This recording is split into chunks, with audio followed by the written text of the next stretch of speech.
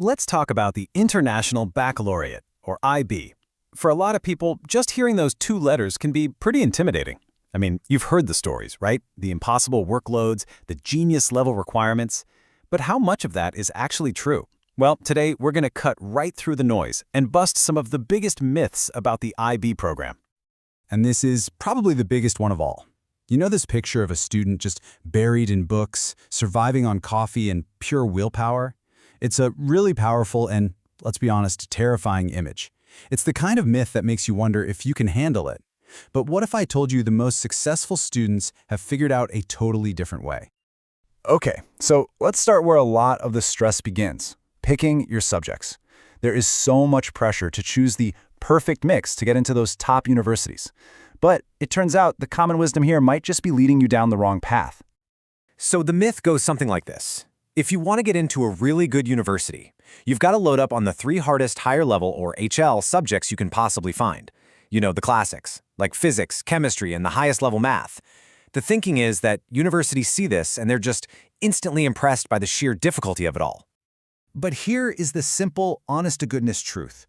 Universities are way more impressed by a student who gets top marks than by one who barely scrapes by in a supposedly brutal set of classes. At the end of the day, your performance, your actual grades, will always matter more than how difficult your schedule looks on paper.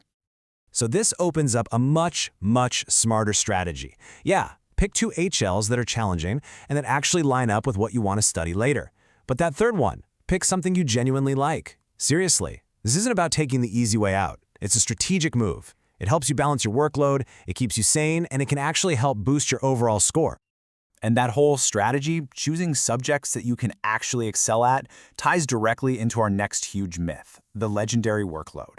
This is where that whole no-sleep idea really comes from. The belief that the amount of work is so massive that all-nighters are just a non-negotiable part of the experience. So what's the secret to handling it? Well, it starts with this number right here, 7 to 8. Now, that's not how many hours the top students are studying every night. Nope, that's how many hours they sleep. Surprising, isn't it? It just completely flips that whole narrative on its head. So, if they're not burning the midnight oil, what are they doing? It's not some kind of superhuman stamina, it's time management. This is the real secret weapon in the IB. It's not a test of your endurance, it's a test of your strategy.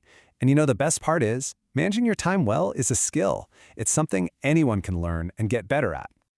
All right, let's talk about the 2 big, scary papers that everyone dreads, the Theory of Knowledge, or TOK essay, and the massive 4,000-word extended essay. You know them. These are the ones that have a reputation for being confusing, overwhelming, and basically impossible. But again, let's take a closer look. Let's break these down. For TOK, the myth is you have to be some kind of deep philosopher. But the truth? It actually rewards simple, clear thinking. Just explain your ideas in a straightforward way. And the extended essay? The myth is that it will consume hundreds of hours of your life. The reality is that having a really sharp, narrow, focused research question is what makes all the difference. That's what saves you all the time. For both of them, being focused is so much better than just trying to power through. And that brings us to our last myth. And honestly, this might be the most damaging one of all. It's that little voice in the back of your head that whispers, maybe I'm just not cut out for this. It's the myth of the smart gene. This is the belief that the IB is some exclusive club just for the naturally gifted, that you're either born with the right kind of intelligence or you're not. It is such a discouraging idea. And you know what? It's just flat out wrong. The reality is actually so much more empowering than that. See, the IB isn't really designed to find the smartest people. It's designed to develop and reward a really specific set of skills and habits. It's much more about how you work, not just the brain you were born with. So what are we talking about here? What are these traits? Well, first, there's consistency. Little bits of effort, done regularly, are so much more powerful than a frantic last-minute cram session. Second is curiosity.